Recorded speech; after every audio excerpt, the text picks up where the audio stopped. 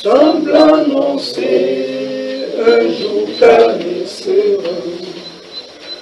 C'est dans ton cœur que peut gronder l'orage qui fait tomber le pire. Veille au matin, veille le soir, veille et prie toujours. Veille à midi, dans les nuits de la terre, font oublier le céleste séjour. Trouve un instant pour être solitaire dans la prière et dans l'amour. Veille au matin, veille le soir, veille et prie toujours. Veille le soir quand se fait le silence, en son bienfait de ton céleste salut. Chez chaque instant, sa divine présence, c'est sans son cœur tout ton souci. Veille au matin, veille le soir, veille et prie toujours. Veille toujours, en tout lieu, en toute heure, car l'ennemi te guette à chaque instant. Pour celui-ci, dans la sainte demeure, où doit régner le Tout-Puissant. Veille au matin, veille le soir, veille et prie toujours. Prions.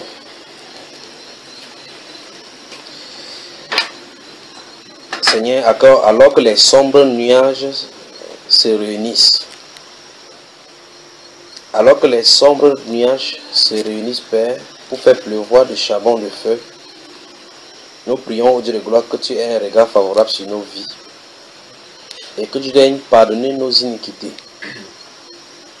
Seigneur, place toi-même une marque sur tes enfants pour la protection. Donne-nous, ô Dieu de gloire, à ne point trembler lorsque tu exerces tes jugements, car tes jugements s'exercent sur les nations, Père, pour appeler à la repentance tous ceux qui doivent venir à toi. Seigneur, nous soumettons nos cœurs encore ce soir entre tes mains. Nous soumettons notre âme entre tes mains. Soumettons notre pensée entre tes mains. Afin que toi seul tu exerces, ô Dieu de gloire, ta justice sur nos vies. Merci pour la grâce que tu nous accordes de nous réunir encore ici aujourd'hui. Merci pour ce sang précieux du Seigneur Jésus-Christ qui parle encore jusqu'aujourd'hui à notre faveur. Merci Père de gloire parce que il est assis à la droite de la majesté divine et il intercède encore pour nous.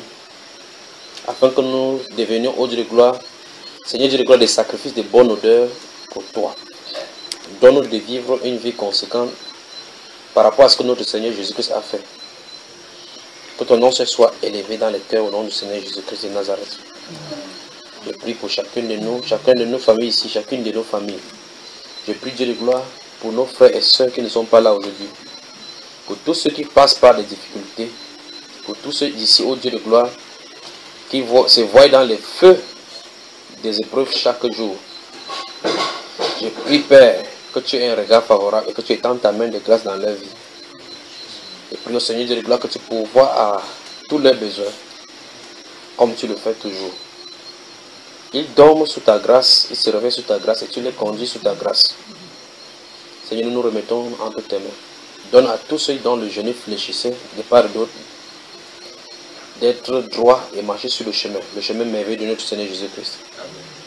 Je prie pour tous ceux qui nous entendent partout dans le monde entier, Père, que tu regardes quelqu'un et que tu pourvoies leurs besoins. Donne à ceux qui te cherchent particulièrement, Père de gloire, de te trouver à cette heure, cette sombre heure où les gens te cherchent de tout leur cœur. Tu as promis au Dieu de gloire que tu te laisseras trouver par ceux qui te cherchent. Seigneur, tu n'es pas une source trompeuse. Tu es la source d'eau où on peut puiser l'eau de vie. Accorde l'eau de vie, Seigneur, à tes enfants. Que ton nom soit élevé au nom du Seigneur Jésus-Christ. Amen. Amen. Amen. Amen. Bonsoir. Chacune des personnes ici, ça dit vous vous asseyez. Vous ne vous êtes pas vu depuis. Vous êtes salué, non? Bonsoir. Bonsoir. Ça fait longtemps on ne s'est pas vu, n'est-ce pas? Vous continuez à prier pour le Cameroun, n'est-ce pas? Qu'est-ce que le Seigneur vous a montré, donc? Oui, frère. Bon, frère, moi particulièrement, dans les songes que je fais, je me retrouve tantôt dans un champ. Dans un champ, bon, étant dans ce champ, c'est comme s'il y a un événement qui s'est passé. Et puis les gens se sont enfuis. Et puis je me retrouvais dans ce champ. Et à un moment donné, j'ai vu, j'étais comme en pleine cachette. Mais je voyais les militaires versés dans le champ. Bon, dans mon esprit, je recevais que ces militaires-là étaient des nôtres. En fait, qui étaient là pour combattre contre l'adversaire qui venait. Bon, l'adversaire aussi était habillé donc avait aussi ces mêmes tenues que les militaires avaient. Donc à un moment donné, c'est comme si ces militaires qui étaient des nôtres, ils allaient en confrontation contre les militaires du camp adverse.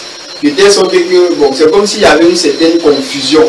Ils ne parvenaient pas à distinguer qui était réellement ceux des autres camps. Donc c'est en fait ça que dans le moment où il y avait la confusion. Oui. Qui d'autre? Ouais. Moi, j'avais parlé de ça à l'Assemblée là-bas. Donc c'était aussi un songe où ça s'est passé un peu en 3 temps. Mais toute la nuit là, j'avais seulement fait le même songe. C'était un peu comme ça part. Assieds-toi pas ici comme ça, il s'assoit. Prends la chaise, tu t'assois là devant. Assieds-toi bien. Voilà. Tu es un prince, n'est-ce pas? Que tu sois comme ça, vous asseyez bien. Voilà. Vous êtes à l'aise, n'est-ce pas, mon soeur? C'était un peu le même songe comme pour lui. Bon, quand il dit même songe, c'est que pour nous, on était dans la maison avec, un peu comme dans le lieu aussi, c'était désert, parce que tout était un peu comme si c'était dévasté. Et je me retrouvais à la maison avec les membres de ma famille, où on vivait un peu d'une façon cachée. Un peu comme si quelqu'un sortait, on devait soit tirer sur lui, soit on devait le tuer.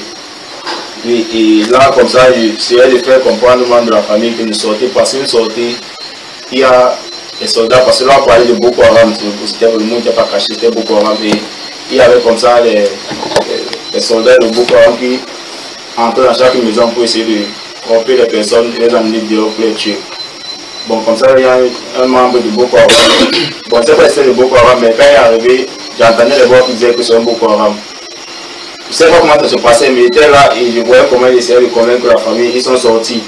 Moi, ils disaient ne partez pas. C'est comme ça qu'ils arrivent quelque part. Moi, il les suit, donc il arrive. Je vois qu'il les a mis dans un bateau et en fait, rien ne s'était passé. Rien ne s'était passé. J'ai soupiré. Je suis rentré. Là, j'ai sauté, je me suis réveillé. Bon, maintenant, je me suis encore assoupi, je me suis endormi. Le deuxième rêve encore, c'était où j'étais toujours comme dans un lieu désert. Avec maintenant cette fois-ci les cousins. Bon, je vais dire, c'était les jeunes frères comme moi, mais pas les frères en Christ, les frères dans la chair. C'est comme ça qu'on vivait aussi. On était comme dans une grande maison, mais on a choisi un peu un endroit comme la cuisine pour se cacher. Donc on est dans la maison, mais on vit dans une toute petite pièce. On s'assurait que quand on entre chaque fois, on ferme les portes. Et il était dit que quelqu'un ne devait pas rentrer tard. À une certaine heure, le dehors était mauvais. On devait toujours comme ça caché. Et comme j'ai dit, le reste se passait comme ça, c'est les brèves parties que j'ai pu retenir. Ça pourra se faire ensemble sur cette nuit-là. Qui d'autre a vu quelque chose? Qu'est-ce que le Seigneur vous a montré concernant le pays?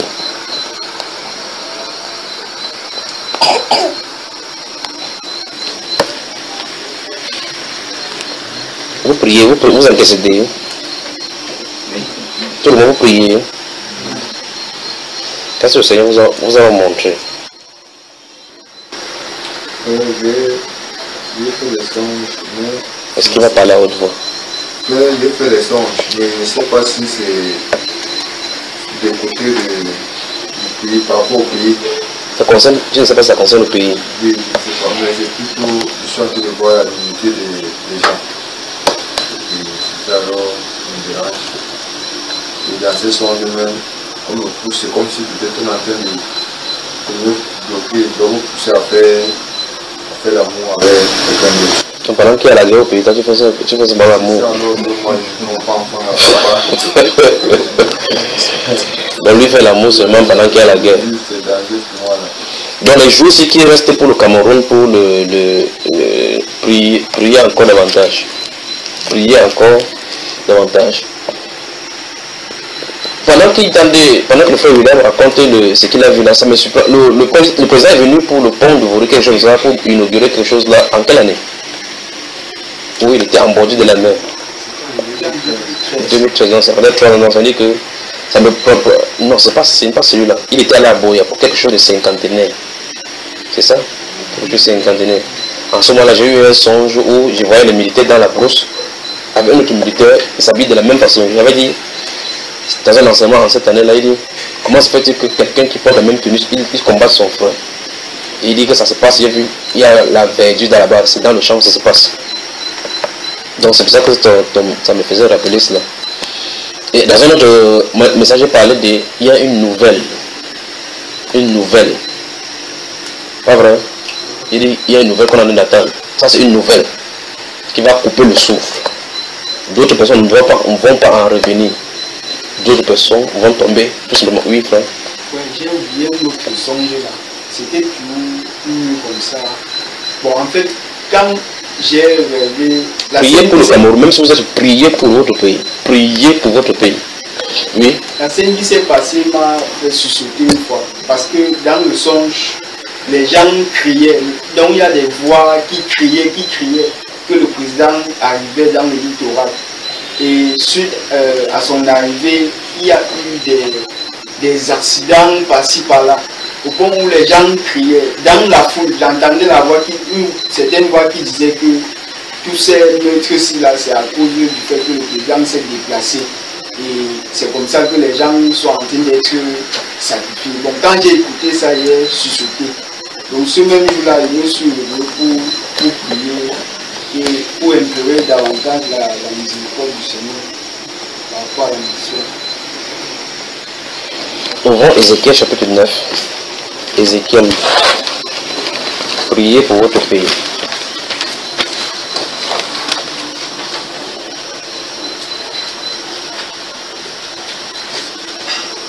Quand vous aurez le temps, commencez à partir du chapitre 7, chapitre 8, d'accord? Quand vous aurez le temps, commencez à partir du chapitre 8, d'accord? Amen. Ézéchiel chapitre 8. Non, vous allez commencer au chapitre 8. Donc vous allez lire 8, 9, 10 et 11. Mais je vais prendre la partie du chapitre 8 au chapitre 9 et voir quelque chose qui est. On peut commencer. Chapitre 9 d'Ézéchiel. Puis il cria d'une voix forte à mes oreilles, approchez-vous qui devez châtier la ville. Chacun son instrument. Bon, je crois qu'il faut qu'on ait le chapitre 8. Je vous l'ai dit chapitre 9, ici chaque formule 3 va dire chapitre 8. Donc il faut qu'on commence au chapitre 8. Maintenant, verset 1. La 6e année, le 5e jour du 6e mois, comme j'étais assis dans ma maison et que les anciens de Juda étaient assis devant moi, la main du Seigneur de l'Éternel tomba sur moi. Et là, quelqu'un qui se tient à la réunion comme ça. Les anciens sont venus s'asseoir devant lui, chez lui. Il dit, la main du Seigneur tomba sur moi. Donc subitement, il faut que ça l'a enlevé pour aller dans les visions nocturnes. Enfin, dans les visions. Il va entrer dans la vision. Alors qu'il est assis comme ça devant, il se promène, son esprit est loin à Jérusalem. En train de se promener. Alors qu'il est assis physiquement avec eux comme ça. Il dit, la main du Seigneur tomba sur moi. Écoutez bien. Verset 2. Je regardais et voici, c'était une figure ayant l'aspect d'un homme. Depuis ses reins en bas, c'était du feu. Et depuis ses reins en haut, c'était quelque chose d'éclatant comme de l'airain poli. Il s'est tourné là, il a vu la chose devant de lui. Alors qu'il est assis. Vous comprenez pourquoi, lorsque vous savez dire, il faut faire attention, n'est-ce pas? À tout moment, Dieu peut entrer en scène. À tout moment, Dieu peut entrer en scène. Il y a des gens qui sont assis, pendant qu'on est parlé, ils dorment. D'autres, pendant qu'on est parlé, ils restent, on sait qu'est-ce qu'il veut manger après. D'autres disent, mon ange est assis. Alors, avançons ici. Il étendit une forme de main. Donc, il a, ses yeux sont ouverts, il a vu cette forme-là. Il étendit une forme de main. Il est saisi par les cheveux de la tête. Vous avez vu ça, frère?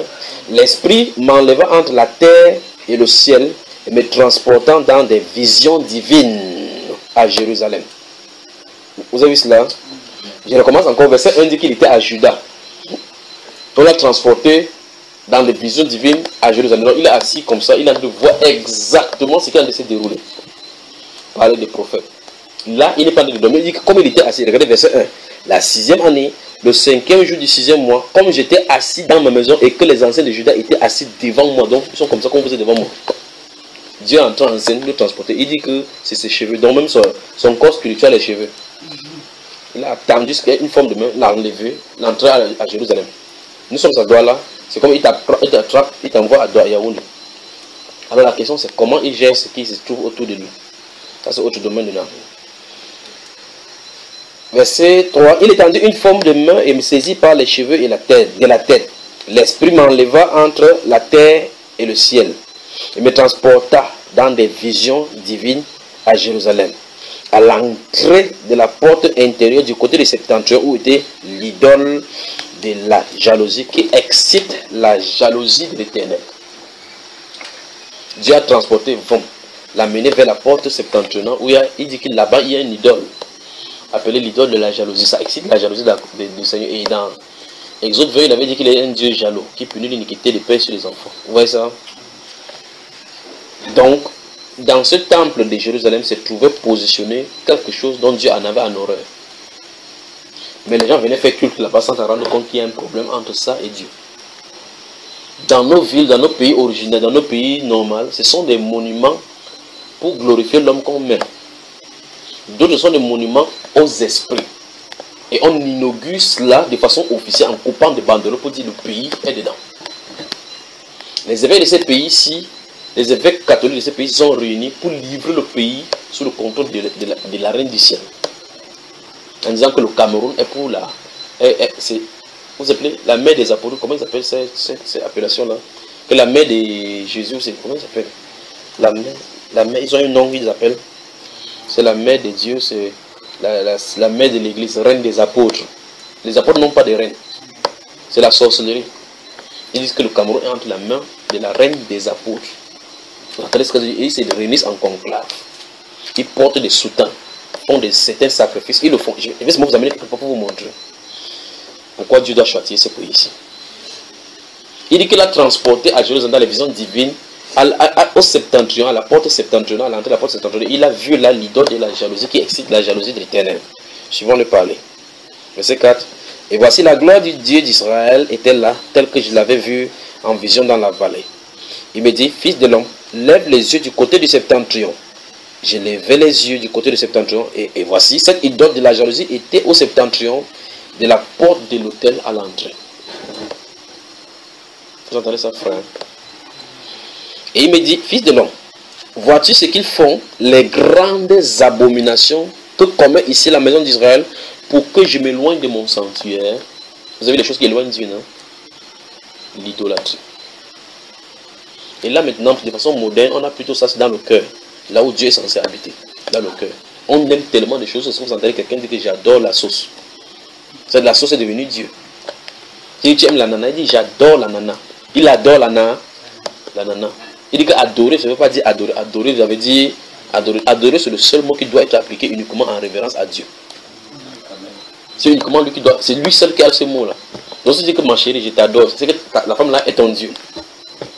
Vous entendez cela? Mais en France, dans les gens de l'expression anglaise, c'est terrible. Tu as vu ses yeux? Oui, j'adore tes yeux. Donc ses yeux sont devenus Dieu pour lui. Dieu dit ici que voici des grandes abominations qu'ils commettent en ce lieu pour que je m'éloigne. Et là, c'était l'idole de la jalousie qui était placée à l'entrée de l'hôtel du Septentrion. En plein carrefour, on construit des choses, on sort des monuments, des maquettes, on présente au public. Après qu'on va venir mettre le monument des francs-maçons en plein pays, dans le plein centre du pays. Dans le pays, on met des idoles de quelqu'un qui est à la croix, avec Marie, cette femme, on a des femmes qu'on a trouvé Marie. Les gens viennent se prosterner. Quand on voit, on dit, ah, chacun est libre de faire le culte comme il veut. Dieu, lui, ne voit pas avec ses yeux-là. Dieu voit les hommes perdus, les hommes qui doivent châtier, pour qu'ils rentrent en eux-mêmes pour avoir la correction. Des choses qui se passent dans les champs, des choses qui sont enterrées dans les champs. Continuons la lecture ici. Il dit, verset 4, verset 6 dit, mais tu verras encore d'autres grandes abominations. Donc après l'idolâtrie, ça va passer à l'étape supérieure. Alors il me conduisit à l'entrée du pavis. Je regardais et voici, il y avait un trou dans le mur. Et il me dit, fils de l'homme, perce la muraille. J'ai percé la muraille et voici, il y avait une porte. Je pose une question. Ézéchiel qui parle se trouve où en ce moment-ci? Pendant qu'il vient de raconter l'histoire-ci. Il est assis là, vous allez voir. Le domaine spirituel est terrifiant, frère, épatant. Vous restez tout ce moment-là, vous voyez la chose se dérouler. Vous restez là en train de parler comme ça, comme ça de parler, mais vous voyez quelque chose de se dérouler. Verset 8, et il me dit, fils de l'homme, perce, je crois que dans la liste là. Verset 9, et il me dit, entre et vois les méchantes abominations qu'ils commettent ici. J'entrai et je regardais, et voici, il y avait toutes sortes de figures, de reptiles et de bêtes abominables, et toutes les idoles de la maison d'Israël peintes sur la muraille tout autour. On va appeler ça aujourd'hui les œuvres d'art du musée. C'est ce qu'on va appeler. Que les gens viennent visiter. On dit modernement, on va dire ça le musée. Waouh, on garde comme ça au Panthéon. Vous savez effectivement ce que veut dire Panthéon, n'est-ce pas? Vous savez ce que veut dire Panthéon, n'est-ce pas? C'est ça en France. Vous savez ce que veut dire le mot Panthéon? Vous ne savez pas? Allez chercher. Alors, vous voyez, le musée, les gens payent, viennent payer pour venir voir les idoles. On dit que non, là-bas, dans ce musée-là, il y a le reste de tout un canon là-dedans. C'était le fils du roi Pharaon d'Égypte qui était né de la dynastie des Ptolémées et autres. Il y a son cadavre là-bas. Qui a Ramsès II là-dedans. Les gens viennent payer l'argent pour venir voir. Ils touchent. Ils coupent même les pieds de la momie pour partir avec. Et Dieu dit dans Lévitique chapitre 19, verset 6, verset 31, que si quelqu'un s'adresse aux morts et aux esprits pour se prostituer, il tournera sa face comme il se peut. Donc il y a maintenant une organisation de péché moderne. Quelqu'un qui va voyager pour aller en Lourdes, ou voir leur mari avait apparu dans les grottes. D'autres disent qu'il part en Simalais, il part non quoi faire l'arbre. L'arbre est resté, ça n'a pas est venu. Sa malchance c'était que cet esprit était venu tomber sur cette arbre-là. Avant que l'écorce ne sorte qu'on a attrapé, s'il a parlé, c'est qu'elle devait casser une de ses branches, chicoter les gens en bas comme ça, que quitter sur moi. L'être humain. Ça tombe au Nigeria, dans un autre endroit, c'est les gens qui partent se laver dans la boue en disant que l'eau là, ça a le pouvoir pour guérir. Jamais se contamine là-bas, porte la maladie. Alors, on a foi à faire. Donc il dit, quand il a dit perce mu, il a dit perce. L'esprit lui a dit entre. Il a entré, il dit que tu vas voir des grandes abominations qui font en celui. Quand il est entré, il était surpris de voir que toute l'idolâtrie qu'on manifeste physiquement en plein jour se retrouve représentée. C'est parce que c'est ça. C'est-à-dire que dans cette maison-là, les dieux que les gens servent dehors, le fait que les gens pêchent dehors par idolâtrie, que Dieu, sur le plan humain, quand on va sortir en pleine journée, vous allez marcher, vous allez dire à quelqu'un dit non, moi je ne crois pas que Dieu existe, voici mon Dieu, voici mon Dieu. Quand tu pars dans cette maison-là, tu vois qu'on a représenté tous ces reptiles-là au mur. Et regardons encore cela. Verset 10, j'entrais et j'ai regardé et voici, il y avait toutes sortes de figures, des reptiles et des bêtes abominables et toutes les idoles de la maison d'Israël. Donc toutes les idoles étaient représentées là-bas. Vous allez dans ces abominations-là, vous voyez, on a dessiné, quelqu'un a dit l'archange Michael en haut avec les couteaux comme ça. On dessine des gens là-bas qui sont comme ça. On dessine partout, tout autour de nous. On dit waouh, ça c'est l'œuvre médiévale. Ça c'est l'œuvre Da Vinci. Waouh, il y a des figures au mur. On montre, les gens sont contents. Ils ne savent pas là où ils vont. Allons-y, continuons seulement. Peinte sur la muraille, tout autour. Verset 11. 70 hommes des anciens de la maison d'Israël, au milieu desquels était Jazania, fils de Shaphan, s'éteignaient devant ces idoles, chacun l'encensoir à la main et il s'élevait une épaisse nuée d'encens. Donc Dieu leur a montré, Dieu lui a montré clairement que ceux-ci en jeûner parle de Dieu, la nuit va ce qu'ils font. Voilà donc ce qu'ils font dans le monde des ténèbres. Verset 12. Et il me dit, fils de l'homme, vois-tu ce que font dans les ténèbres les anciens de la maison d'Israël, chacun dans sa chambre, plein de figures, car ils disent, l'Éternel ne nous voit pas, l'Éternel a abandonné le pays. Vous entendez ça, frère? Donc tout ce que tu fais dans le secret, couchez frère, même si vous descendez dans la sensation, remarquez, ceux-ci ne peuvent pas imaginer que Dieu a envie de montrer ça à quelqu'un. Ceux-ci ne pouvaient pas imaginer que Dieu a envie de montrer cela à quelqu'un. Et par conséquent, ils peuvent faire leur truc tranquillement. Ils sortent le matin, ils portent vous appelez la soutane. Ils marchent là. Pas seulement que le Seigneur Christ les a appelés hypocrites. Ils m'honorent des lèvres, mais le commandement qu'ils observent, c'est le commandement d'homme. Maintenant, ils sont devant les hommes comme ça. En pleine journée, on les respecte. Mais Dieu connaît sa vraie nature. Ce qu'ils pratiquent dans les ténèbres. Il dit, ceux-là disent que Dieu ne voit pas. Et les gens disent aujourd'hui, si Dieu voit, pourquoi il ne frappe pas? Dieu, pourquoi tu ne frappes pas? Pourquoi Dieu laisse agir? Et Dieu laisse agir pour qu'on prenne conscience. Prions pour notre pays. Je ne voulais parler en parabole seulement concernant le pays, avant de voir si le Seigneur a quelque chose pour nous ce soir. Mais en lisant ces choses, vous devez voir chacun dans vos maisons. Que vous voyez que vous habitez dans une maison où il y a quelqu'un qui est chez l'église catholique et qui construit des hôtels. Vous mettez des gens dans une maison, sachez que votre maison est sous le coup de l'abomination devant Dieu. Je ne sais pas si vous saisissez. C'est-à-dire vous habitez chez quelqu'un, ou bien avec quelqu'un qui a fait un hôtel où il a mis la Camp Michel, une statue dans laquelle il vient s'adorer. C'est terrible. Continuons. Verset 12, et il me dit, fils de l'homme, vois-tu ce que font dans les ténèbres les anciens de la maison d'Israël, chacun dans sa chambre, plein de figures, car ils disent, l'Éternel ne nous voit pas, l'Éternel abandonne le pays. Et il me dit, tu verras encore d'autres grandes abominations qu'ils commettent. Donc ce n'est pas terminé.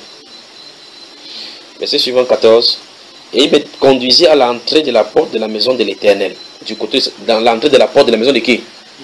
Dans le temple qu'on avait conçu au Dieu d'Israël. Mais écoutez ce que les enfants. Du côté de septentrion. Et voici, il y avait là des femmes assises qui pleuraient Tammuz. Vous entendez ça, frère? Donc les gens viennent au temple. Ils s'asseyent. Mais ils sont là pour supplier d'autres divinités. Vous voyez que les esprits, le temps passe, mais les esprits ne changent pas, pas vrai? Aujourd'hui, ils sont connus sous le nom maintenant le groupe de femmes de la Sainte Cœur de Marie. Ces saintes servantes de Marie portent le blanc, mais ils sortent des divinités. Tammuz est changé maintenant à une autre divinité, avec un autre nom. Maintenant, comprenons.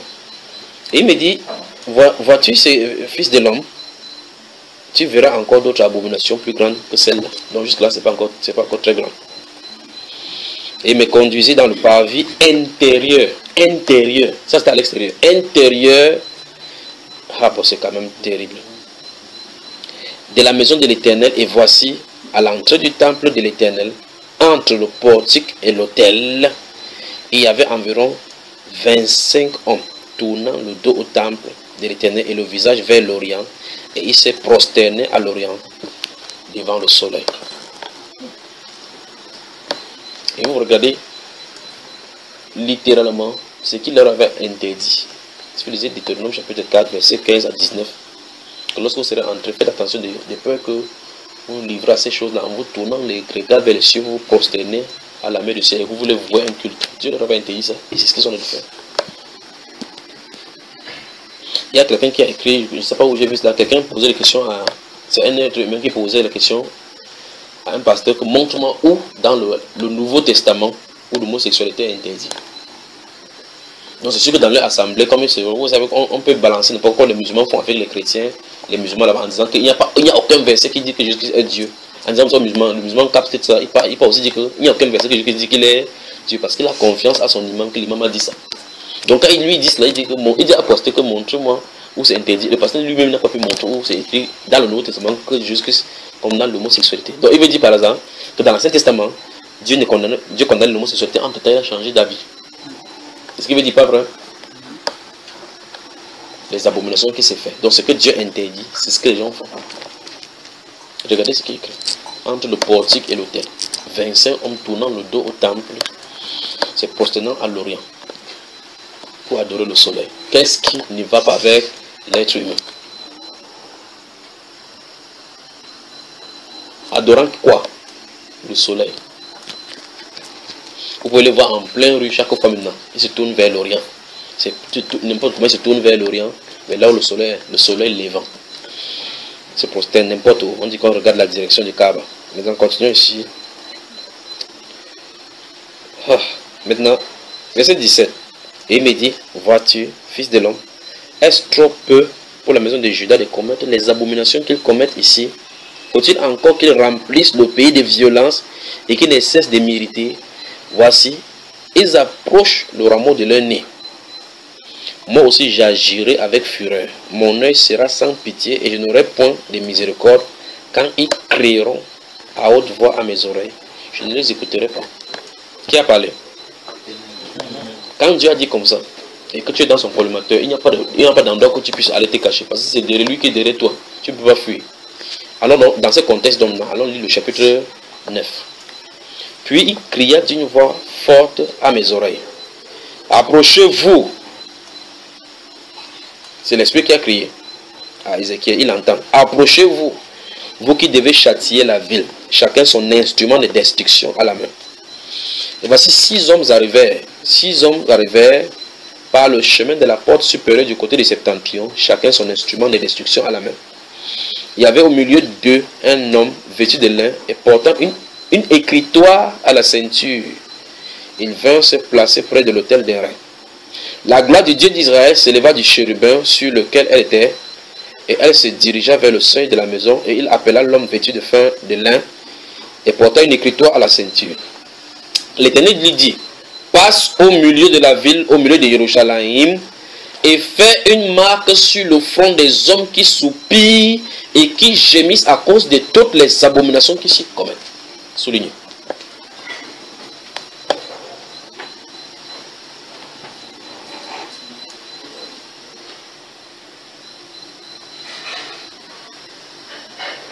Vous y êtes? Nous sommes au verset combien?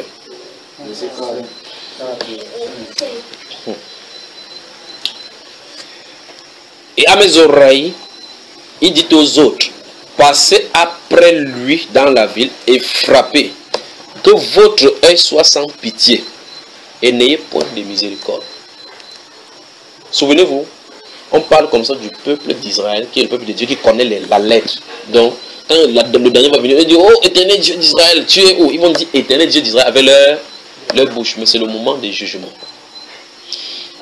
Regardez bien. Tuez, détruisez les vieillards, les jeunes hommes, les vierges, les enfants et les femmes. Mais n'approchez pas de quiconque aura sur lui la marque. Et commencez par mon sanctuaire. Soulignez.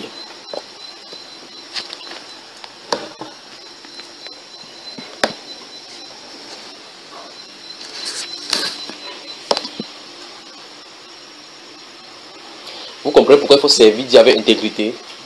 Vous comprenez pourquoi il faut servir Dieu avec intégrité? L'expérience de tous ceux qui s'appellent riches, qui, à un moment donné ou à un autre, tombent dans l'oubliette. La majorité d'entre eux, les ministres, sont en prison aujourd'hui, pas vrai? Ceux que jadis, on les adorait, maintenant se trouvent, s'il faille tronquer leur place, ils aimeraient être à votre place maintenant. Nous sommes d'accord? Ceux qui sont encore avec de l'argent n'ont pas encore compris la leçon. Ce que je veux dire, c'est ceci. Et quand Dieu a arrêté quelque chose contre toi, il n'y a pas de solution. Alors, ce qu'il faut faire, c'est quoi? C'est servir Dieu avec intégrité. L'expérience de la Bible nous a montré que quand bien même il y a des difficultés, nous avons vu une fois ici le cas d'Isaac qui était dans un pays et la famille a souvenu ce pays. Et c'est Dieu qui avait appelé la famille dans le pays. Il voulait aller en Israël, enfin en Égypte. Dieu lui a dit que ne bouge pas, reste ici à Guéra, je vais te bénir dans ce pays-ci. La Bible déclare que seulement cette année-là, il récoltait au centuple. Nous avons vu comment ses serviteurs creusaient les puits. Chaque fois, il y avait de l'eau, pas vrai? Malgré qu'il y avait la sécheresse. Alors Dieu est avec ceux qui le craignent. La Bible déclare qu'il veille sur ses serviteurs. Et en réalité, c'est lorsqu'on entre dans ce genre de passage, comme on a dit dans Ézéchiel chapitre 8 et 9, que nous comprenons la main protectrice de Dieu, comment c'est ça, ce qui se passe en arrière-plan. Ce qui se passe en arrière-plan, c'est donc ce que Lorsque les catastrophes doivent venir, par exemple, tu quittes comme ça, en quittant la maison, tu quittes, tu ne sais pas ce qui se passe.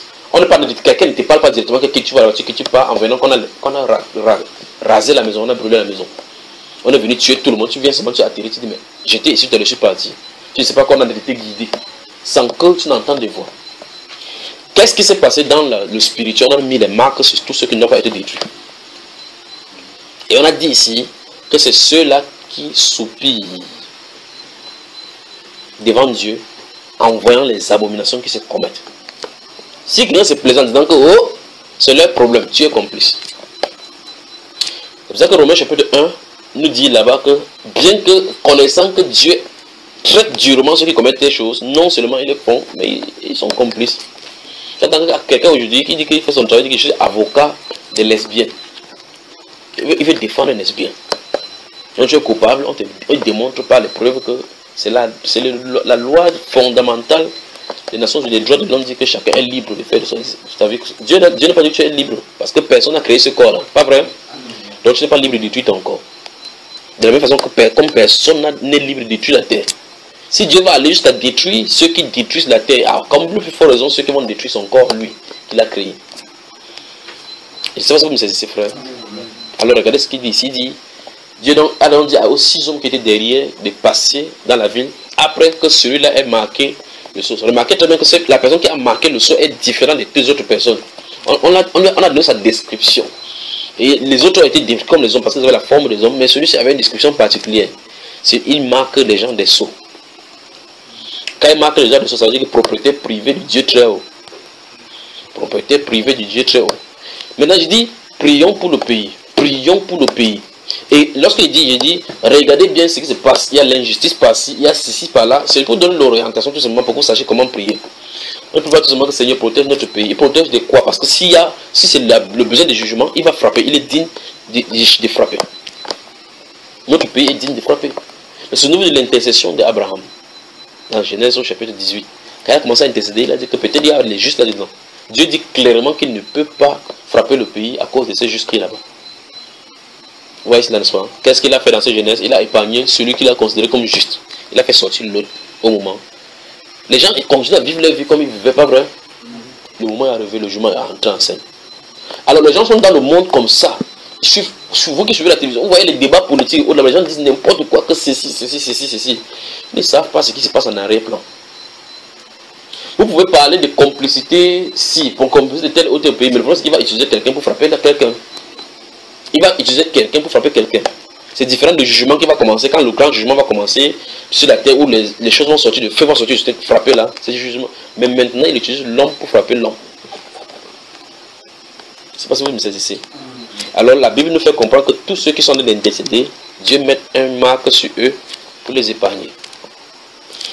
Priant pour le pays, en disant que Seigneur épargne notre pays parce que il y a la fornication. Tout ce que vous pouvez citer, les vices, l'injustice, sachant que s'il veut frapper les injustices, il va frapper ceux qui commettent autre péché. Et par conséquent, tu ne dois pas te retrouver dans ce cas-là. Parce que ceux qui suppuraient à cause des abominations, comme on a vu ici là, ceux qui suppuraient, s'ils suppuraient comme ça, ils vivaient dans d'autres abominations. Abomination, c'est abomination. Ils devaient les frapper eux aussi. Mais ceux-ci étaient des gens qui regardaient ces choses, ça se passait, ils ne voulaient pas entrer là-dedans. Ils voyaient que la solution, c'est d'aller dans le secret avec Dieu. N'est-ce pas, frère? Remarquez que la situation nous est présentée, c'est pour montrer effectivement que quand les hommes se livrent au péché dehors, le problème est d'ordre spirituel. Nous sommes d'accord? Ézéchiel se trouve à Juda, on le transporte à Jérusalem. Il part, il voit les gens qui se tiennent dans les lieux secrets avec les encensoirs. Donc la mise en pratique des gens, c'est pour ça que tu peux venir prêcher dans la place de Jésus qui a essayé de fou au local. Parce qu'ils savent ce qu'ils font dans le secret. Donc le problème, comme vous voyez les gens liés là, c'est à cause des alliances qui se trouvent dans les ténèbres. Il faut que Dieu livre le spectacle de ce qui se passe dans les ténèbres pour qu'on puisse comprendre ce qui se passe à l'intérieur. Donc les prêtres catholiques, vous voyez, tous ceux qui se procèdent devant les idoles comme ça, cette manifestation physique-là, en donnant le nom religieux, ils savent ce qu'ils font dans les ténèbres. Ils amènent souvent les gens à l'idolâtrie parce qu'ils ont une mission, amener les gens à l'idolâtrie. On dit l'encensoir en main. Donc, ils font comme ça, là, la fumée sort, la fumée monte. Vous ne pouvez pas voir un chrétien faire de telles choses. C'est la sorcellerie tout simplement. Pas vrai? Et on fait ça aujourd'hui devant les grands de la terre, tout le monde s'assoit, après ils sont contents, ils rentrent. Donc ils ont trouvé des manières d'agir en plein jour, en pratiquant les ténèbres en plein jour. sous la dénomination chrétienne, en estampillant chrétien. Disons, continuons. Il commençait par mon sanctuaire. Vous y êtes? Il commençait par les anciens qui étaient devant la maison. Il leur dit, souillez la maison et remplissez de morts les pavés. Sortez. Il sortit et il frappait dans la ville. Comme il frappait et que je restais encore, je tombais sur ma face et je me criais, ah, Seigneur éternel, détruiras-tu tout ce qui reste d'Israël en répandant ta fureur sur Jérusalem? Il me répondit, l'iniquité de la maison d'Israël et de Juda est grande, excessive. Le pays est rempli de meurtres, virgule. La ville est pleine d'injustice, virgule. Car ils disent, l'Éternel a abandonné le pays, l'Éternel ne voit rien. J'espère que vous comprenez. Vous voyez, c'est les choses à cause desquelles il a frappé Israël. Vous voyez, n'est-ce pas, frère? Moi aussi, je serai sans pitié, je n'aurai point de miséricorde. Je ferai retomber leurs œuvres sur leur tête. Et voici l'homme vêtu de lin, et portant une écriture à la ceinture, rendit cette réponse. J'ai fait ce que tu m'as ordonné. L'homme qui avait la ceinture, qui était vêtu de lin, avec l'écriture sur la ceinture, fit cette réponse. J'ai fait ce que tu m'as ordonné. C'est pour dire, Seigneur, tu peux passer à l'action. Fermez la Bible.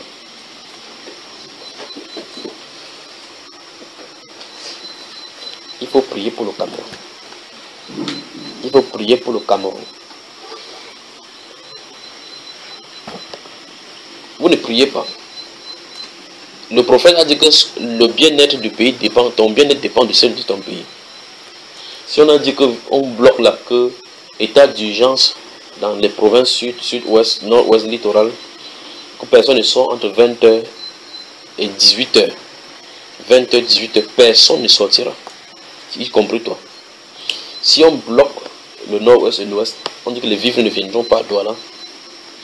On va attendre les tomates ici à Sanaga. Ça doit monter. Une tomate va coûter 1000 francs. Déjà que quand c'est 5 qui coûte 500, tu as des difficultés. Alors frère, quand vous allez sortir ici dès demain, cherchez les tapioca et les sucres, gardez à la maison. Achetez des riz, gardez à la maison. D'accord frère? Vous suivez les instructions que je vous avais données quand nous sommes réunis de l'autre côté, n'est-ce pas? Agissez ainsi, gardez et observez ce que Dieu va faire. Donc continuez à prier jusqu'à ce que vous voyez ce qu'il va. Le ciel là, c'est pas bon. C'est pas bon. Par-dessus tout, vivons dans la sainteté. Vivons dans la crainte du Seigneur. Sachant que si quelqu'un tombe, qu'on chante plutôt le cantique parce qu'il a achevé la course. Vivez une vie droite. Personne n'est épargné. En ce qui concerne, il parle en ce qui concerne le Cameroun. Que quelqu'un soit à l'extérieur, ce n'est pas la solution. Parce que souvenez-vous, quand on parle d'Israël, on parle d'Israël. Quand vous allez lire le livre de Jérémie, vous allez voir. Il a dit que ceux qui vont aller en famine, ceux qui vont fuir aller dans le pays, il va les amener en captivité. Donc il n'y a personne. Ceux qui vont se cacher dans les champs, c'est les lions qui vont manger. Vous restez dans la ville, vous allez dévorer par l'épée et la famine. Donc là, il n'y a pas. Si tu es Israélien, quelque part, tu parles à la brousse, il dit au lion qu'il ne se cache pas là-bas. Le lion vient et te mange. Donc il n'y a pas d'endroit pour se cacher. Ça c'est pour Israël. Le Cameroun est un îlot de paix. Comment un pays peut être un îlot de paix sans le prince de paix? Comment? Donc, ça veut dire, cette phrase-là, que le Cameroun est une bombe à retardement. On ne peut pas construire la paix sans Jésus. C'est pas possible. On ne peut pas construire la paix dans un pays sans Jésus. Il est le prince de paix. Dans le psaume 2e, il dit au roi de la terre, baisez le fils de peur qui ne s'irrite. Vous entendez cela? Il dit que taisez-vous, parlez dans votre couche et taisez-vous. Donc il n'y a pas de construction. Allons dans Actes chapitre 3, la voyons cela rapidement là.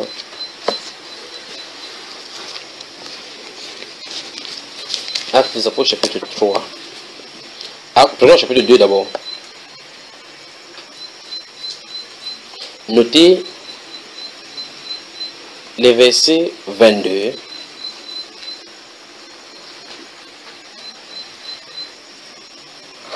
à 37. Notez cela. Notez le chapitre 3.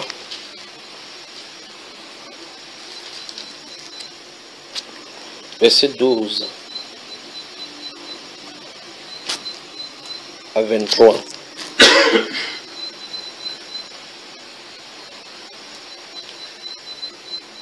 Vous avez noté, frère?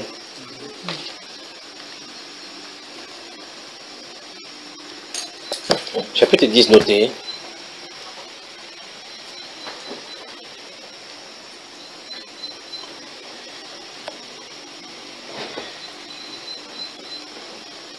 Notez verset 34 à 37.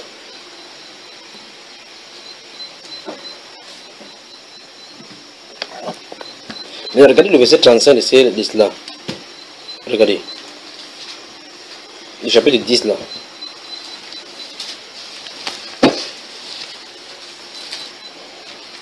Vous y êtes.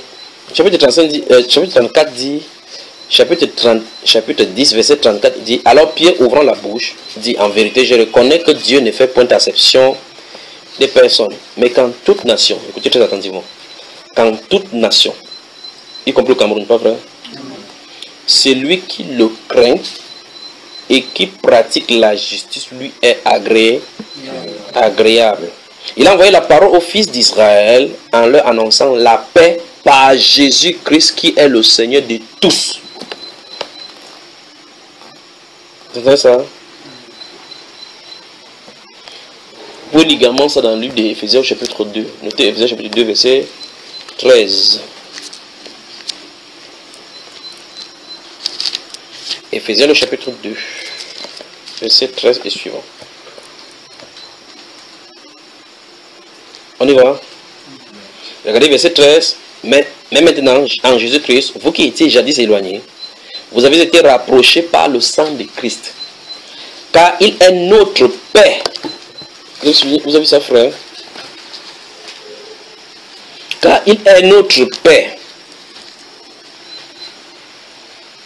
On dit qu'il est notre paix.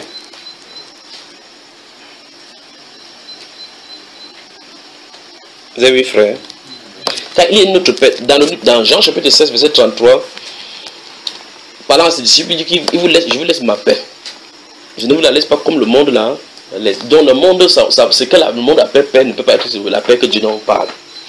Alors le Seigneur Jésus-Christ dit que la Bible déclare qu'il est le prince de paix. Et c'est le prince de paix justement qu'on a rejeté. Comment pouvez-vous être stable? Comment est-ce qu'on peut s'en sortir sans le prince de paix? Donc, le Cameroun, la phrase, le Cameroun est un îlot de paix, veut dire devant Dieu lui. Que sous votre île dont vous parlez, vous savez, îlot, ça veut dire que c'est une petite portion de terre sur laquelle c'est entouré de l'eau. Vous pouvez avoir des choses tout autour, mais ça ne touche pas celui-là. Ça veut dire qu'au-dessous, c'est le magma. Donc, ça veut dire qu'il y aura des éruptions à tout moment qu'il y a fissure. C'est ça. Prions pour le pays. Prions pour le pays, que Dieu tourne le cœur de tout ce qui lui appartient et que sa miséricorde s'exerce là-dedans. Que le Seigneur vous bénisse.